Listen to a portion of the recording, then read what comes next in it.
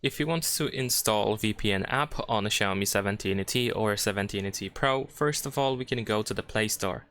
Now over here we can use the search option at the bottom of the screen, and then we can use the search field at the top, and we can just simply search for VPN. And if you already have a specific VPN in mind that you wish to get on your phone, then of course you can search for it in here as well. This should work. Now in my case I'm just gonna use this app over here, this VPN app.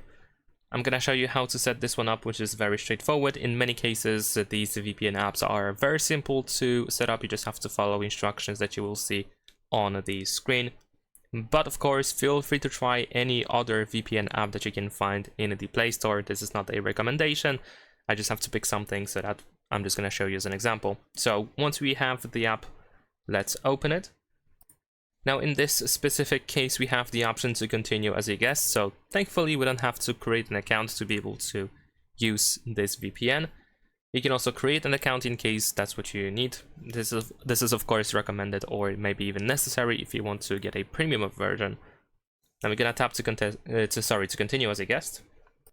Then over here we have the premium offer, so of course you might also see for your app as well. In my case I can tap on not now because I don't really need to get this premium offer.